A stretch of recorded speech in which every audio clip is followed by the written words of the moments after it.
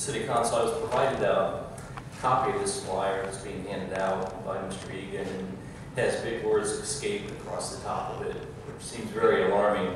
But the incident they're referring to in the flyer here is a couple months ago when we had the walkaway from Metropolitan State Hospital.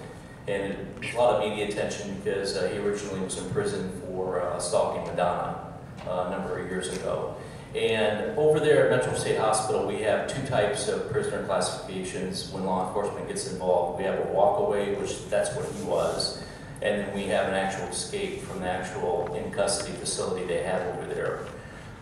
We respond two different ways to these. On a walkaway, Metro State Hospital notifies us immediately, and we put it out to our area units to assist them just in a systematic search of the area, just keep a lookout for this guy. These are inpatient, non-secured people. Some of them have day passes, they come and go from the hospital. The other facility that's a hard lockdown is what we would consider an escape if they got out of that location. We're immediately notified, plus with our MOU that we have in place with the city, the Sheriff's Department, and the hospital, several of us are immediately notified on emails and phone calls, including myself, Lieutenant Captain Sir Carlos. They're to call the watch commander immediately. We would respond over there and set up a command post. We would call in other stations to assist in a search of the neighborhoods. Depending on the level of the suspect and his past criminal history, we would utilize reverse 911 through Emergency Operation Bureau and sector wrap the neighborhoods around Metro State Hospital and give them notifications that way also. By the looks of this memo, there's some types of internal personnel issues going on over there, and I don't know who's doing this, but they're really scaring the community in this type of propaganda. And I can assure you that the Sheriff's Department is on top and working very closely with Metro State Hospital in these instances.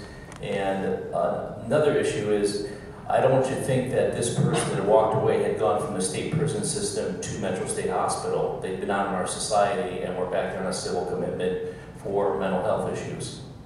I'd be happy to answer any questions. Any questions for the captain? Yeah. In terms of this walk-off, when did this walk-off happen, do you know? I'm sorry, Councilman, I get you those dates. I believe it was in January, about a week before the Super Bowl. We were not aware of it. Let me back up. We were aware of the day that he walked away. In our normal procedure, we put out the area units. Approximately a week later, Los Angeles Police Department held a press conference describing this person that he escaped and he was psychotic and danger to the community. He was subsequently caught down in Long Beach. He wasn't even in our area. So this person has been secured some time ago. I'm sorry? So this person has been apprehended some time ago. Right? Yes, I don't remember the date, but he served a lengthy prison sentence. Dina, do you know how long he was in prison? Like 9 to 12 years. But this flyer just came out this in the last day or two, or what? I was just, Mr. Egan? We received it today and began receiving phone calls from residents today. I see. And in terms of the more hardened, I guess, criminal offenders that are at the Metropolitan Hospital, do you approximately know how many? The numbers fluctuate. I get a monthly update. In the actual hard lockdowns, it runs around 400, and the inpatient approximately 200.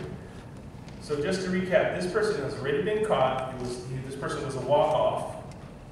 And I'm back to the flyer. I'm sorry.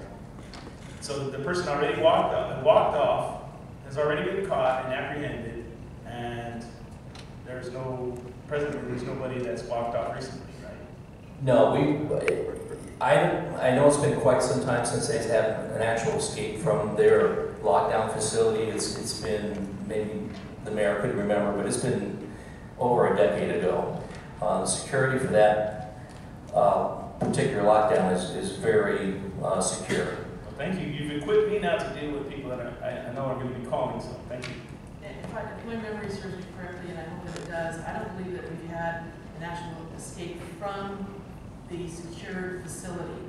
There was an inmate that was transferred out of that facility due to an injury, and when they brought him back, they put him in a different facility, and he escaped from there. So from the actual, and we've fixed that whole problem, I'm pretty sure we have, as to where they go when they come back from the hospital or wherever they've been. So I don't know that we've ever had an escape from a lockdown facility. Walk-offs happen. They don't happen like they used to, but they do happen. And you're right. Somebody immediately said that it was an escape, that it wasn't. And they tied this Madonna case that was 10 years previous, I believe. It was back in the late 90s. Yeah. To what was happening today. So it's. And the last issue is when he was brought back on a civil commitment, a lot of times the police department over there does not have even that access to the old information because of ADA rules and other legal issues. So in this case, Metro did follow the proper MOU with the Sheriff's Department in the city. I have one more thing, Captain, as well. We've talked about this before. The difference between a walk-off and escapee is as simple as these guys sometimes have day passes, and if they don't come back at the right time, they're considered a walk-off. They're missing. They're not really in danger to the community necessarily. They just haven't been back to where they're supposed to be. And sometimes they get lost, sometimes they get disoriented. Yeah, there's different levels over there. Some do have day passes, some have ground passes. So sometimes people that are on a ground pass will walk off.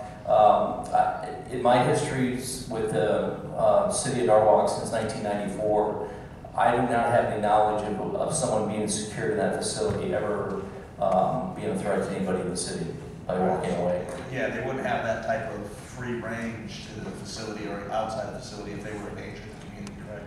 Correct. Anybody's capable of anything, but the level that they're vetted out to be even in that situation, they're vetted not to be a threat to the community. Right, okay, thank you. Thank you. Thank you. One more comment on that, if I can get my mic to work. One more comment on that is, going back, thanks, Pat. One more comment on the fact is going back early on when all this was taking place, and we had quite a few meetings and dealing with all of it. And, one of the things that came out of it is they closed the front off. Remember way back, you could come in from the front, and, with the discussions we had and everything, they closed that off. So they've done a way better job securing that place than, because early on we had a lot of people, I'm pretty concerned because we did have people going into the neighborhood right across the street. So there have been a lot of things. But I think in this particular flyer I just saw today, but they're just trying to put a scare into people. They also have 3 of us as council members' names on the flyer. We know nothing about this thing at all. Our names are on there to call us. So, interesting. But thank you for your comments. Thank you. Thank you. Anything else, Mr. Egan? That's it, Mayor. Next item.